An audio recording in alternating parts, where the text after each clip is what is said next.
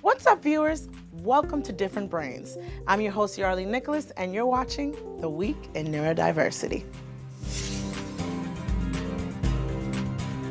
Let's kick things off over in Michigan, where a 14-year-old with Down syndrome and a police officer have formed an unlikely friendship thanks to the young man's fascination with law enforcement. Benji was in the Junior Police Academy for 3 weeks and became very close with Officer Sokolov. Sometimes it was kind of like Sock and Benji time, where we'd leave the class and I'd come down here and just let him sit in the car and we'd play and, goof around, and everyone got to know it. Just a few days later, officers surprised Benji at his home. His face just lit up when he saw the vehicles come in. They took time out of their day to come and make a huge difference in the life of our son, and so we're forever grateful. A teen with autism has collected and donated over 1,000 coloring books to children with cancer at St. Jude's Hospital.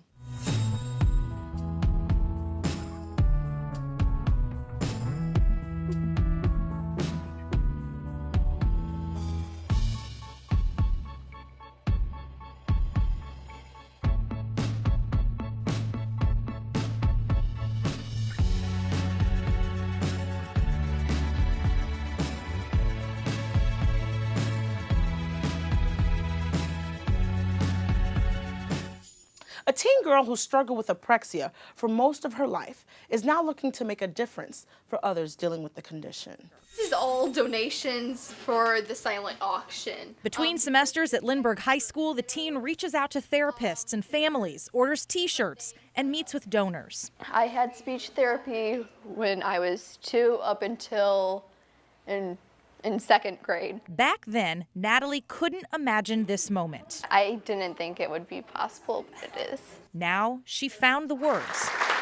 An early stage advisor for the Alzheimer's Association is looking to spread awareness about the importance of an early diagnosis. I like being a part of just kind of helping with this illness, and maybe making it more public, making people less afraid to confront it. It should not be something you try to hide from people. A retiree who struggled for decades with dyslexia has overcome it all to write a book. After a life with no words, Albie finally found the words to his own story and published a book this year. I always made a point to try to be happy. A testament to overcoming adversity. He hopes his story will encourage others to not live in silence. And I think a lot of people can do it today, what I did, to go back to school. Tremendous feeling to get that, to say I can learn, I can read. And finally, remember the viral video of the young man with Down syndrome getting accepted to the University of Georgia? Well, the same young man will now appear in a billboard on Times Square as the face of the National Down Syndrome Society. This picture is going to be on a jumbo screen in Times Square. It's part of a video presentation put on by the National Down Syndrome Society. They do it every October, which is Down Syndrome Awareness Month, to remind the world about the gifts people with Down syndrome bring to their communities.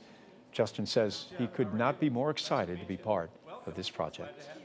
And while you're here at Different Brains, be sure to check out our other content, such as Exploring Different Brains with Dr. Haki Reitman and the Spectrumly Speaking podcast with Becca Laurie and Dr. Catherine Cody. Well, that wraps it up for this episode. Which story caught your eye the most? Be sure to let us know in the comments, and don't forget to subscribe. Thanks for watching, and remember, you keep advocating, and we'll keep bringing the news.